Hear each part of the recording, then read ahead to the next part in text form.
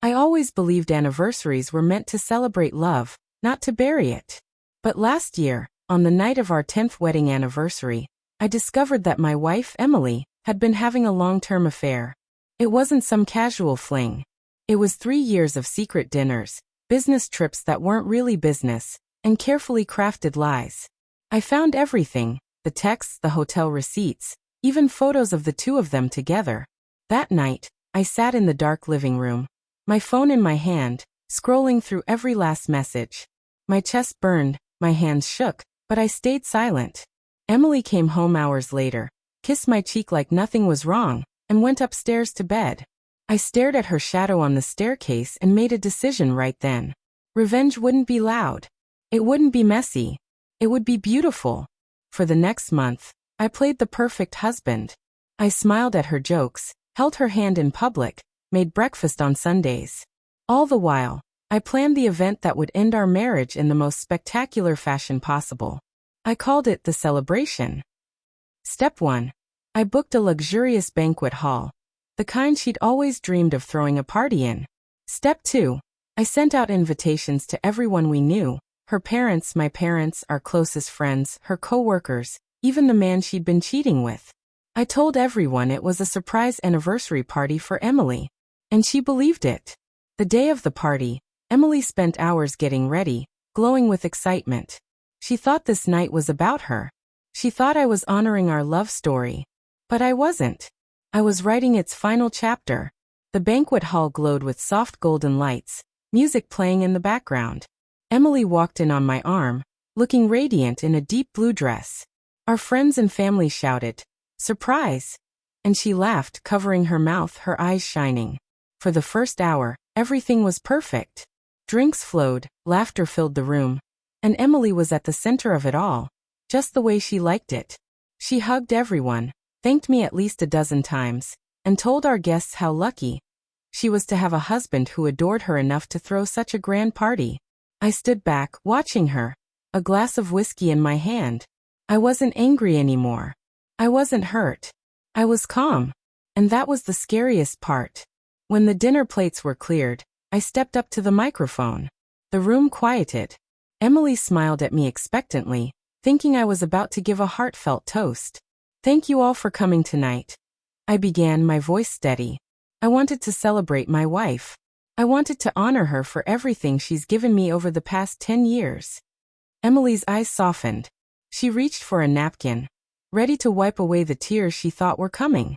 "And I thought the best way to do that," I continued, "was to show you all exactly who she really is." Gasps rippled through the crowd as the lights dimmed, and the projector screen lit up. One by one, the photos appeared, Emily and her lover in restaurants, in hotel rooms, in his car. The room went silent except for Emily's sharp intake of breath. 3 years, I said evenly, letting the slideshow play.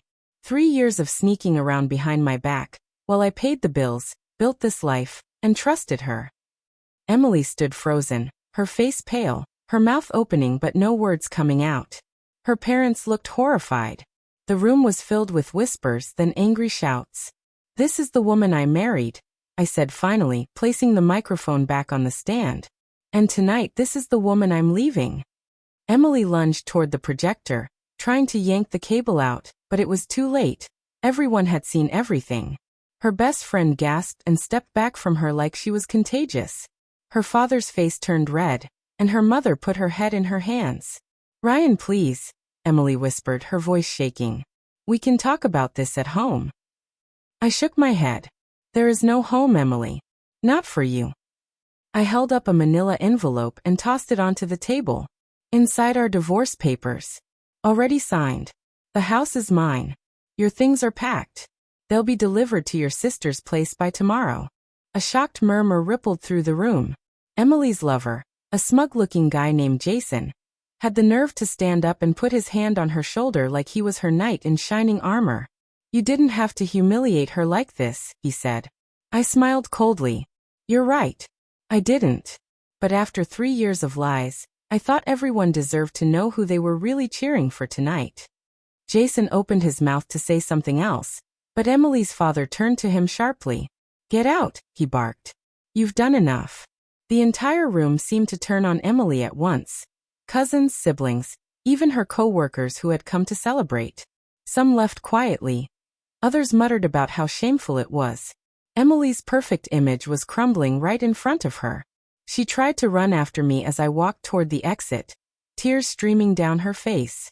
"Ryan, don't do this. We can fix this." I turned back once, just once. "You had 3 years to fix it," I said, my voice calm final. Tonight wasn't just about revenge. It was about setting myself free.